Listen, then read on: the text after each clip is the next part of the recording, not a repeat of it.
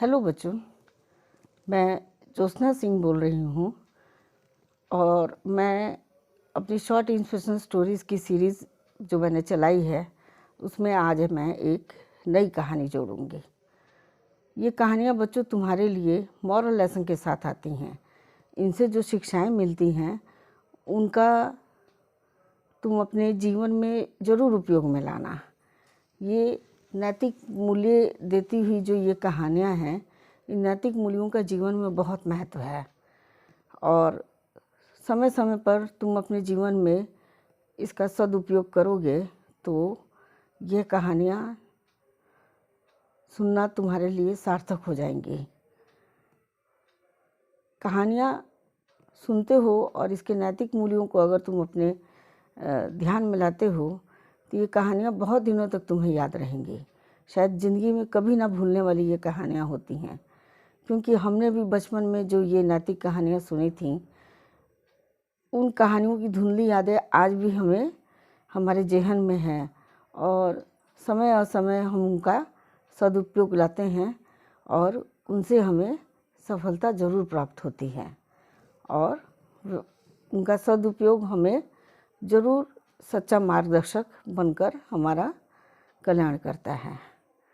तो आज मैं जो एक नई कहानी सुनाने जा रही हूँ, इस कहानी का नाम है दो चूहे। कहीं पर बहुत सारे चूहे रहा करते थे। उन चूहों में से एक चूहा बहुत ही मोटा था और एक चूहा बहुत ही दुबला था। हमेशा उस मोटे और दुबले चूहे में झगड़ा होता रहता था।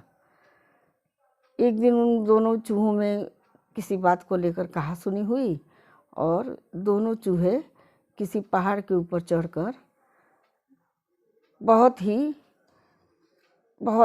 ही खतरनाक तरीके से एक दूसरे से लड़ने लगे। जाहिर था जो चूहा मोटा था वह मोटा भी था तो वह तगड़ा भी था, और जो चूहा दुबला था तो वह दुबला था। तो जाहिर सी बात है कि वह उससे थोड़ा कम तगड़ा था, यानी कि वह कमज़ोर था। तो लड़ते लड़ते आखिर मोटा चूहा जीत गया और उसने उस छोटे से दुर्बल से चूहे को पहाड़ी पर से नीचे गिरा दिया। छोटा दुर्बल चूहा गिर तो गया लेकिन वह बच गया, क्योंकि उस पहाड़ी के नीचे घास का क्षेत्र था। जिस घास पर वो गिरा तो उस नरम नरम घास पर गिरकर वह बच गया। अब मोटा चूहा उसको नीचे गिरता हुआ देखकर बड़ा खुश हुआ और वह खूब नाचने लगा उस पहाड़ी के ऊपर। नाचते नाचते उसे गुमान भी न रहा कि उससे भी कोई तगड़ा आदमी आएगा तो उसे पकड़ लेगा। और तभी एक बाज ऊपर से, एक चील ऊपर से उड़ती हुई जा रही थी और उसने मोटे तगड़े चूहे को नाचते गाते देखा। उसने कहा, ये तो बड़ा अच्छा मुझे आज मिला, आज मेरी भूख को मिटाने के लिए शिकार बहुत अच्छा रहेगा। और उसने क्या किया, झपट्टा मारकर उस चूहे को अपने पंजों में ले लिया और उसे वह मारकर खा गई।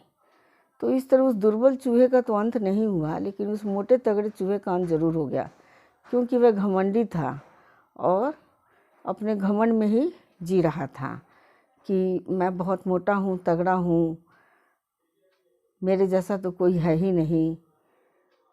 ये सब जो अहंकार का उसका भाव था, वो अहंकार ही उसको उसकी मृत्यु का कारण बना। और दुबला पतला जो चूहा था उसमें कोई अहंकार नहीं था। वह भले ही दुबला था लेकिन अपनी शर्तों पर जीना सबको अच्छा लगता है, और किसी मुद्दे पर बहस हो जाए तो अपनी बात को बरकरार रखने के लिए झगड़ा तो हो ही जाता है। लेकिन वह दुबला पतला चूहा हार मान कर भी खुश था कि वह नीचे तो गिरा लेकिन मरा नहीं, और जो मोटा तगड़ा चूहा था वह अपने अहंकार के कारण मृत्यु का ग्रास बना।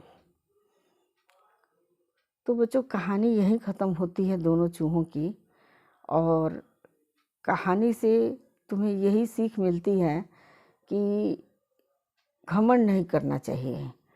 अहंकार का दंड जो होता है, जब भगवान अहंकार का दंड देता है तो वह उस जीव को किस गर्त में ले जाता है यह उस जीव को भी नहीं पता होता। जैसे कि मोटे चूहे को नहीं पता था कि वह अब मरने ही जा रहा है। तो इसलिए बच्चों, घमंड कभी नहीं करना चाहिए। घमंड से बुरी कुछ भी नहीं है। घमंड जो है वो अपना ही काल बनती है। अहंकार जो है वो अपना ही काल बनती है। जो काम हम सहृदय, सम्मान के साथ, सुहृदयता के साथ, सरलता के साथ किसी को जीत सकते हैं, तो उस तरह की जीत में कुछ भी नहीं बिगड़ता और हमारा भला ही होता है। और वैसी जीत कर सभी बड़े ही खुश होते हैं। सहृदयता, सद्भावना, दूसरों का सम्मान करना, इन सब मूल्यों का जीवन में बहुत महत्व है।